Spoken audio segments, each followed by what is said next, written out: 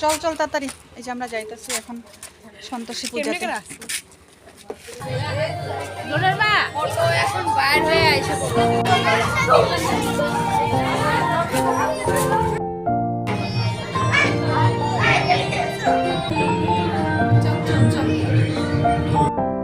খালি হয় না এখন তোরে।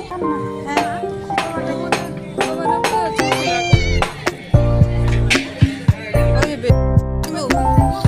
খাইছো? ঠিক আছো?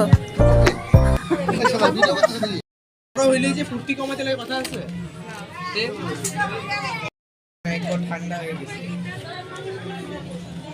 ভাই। এটা বড় পুত্র।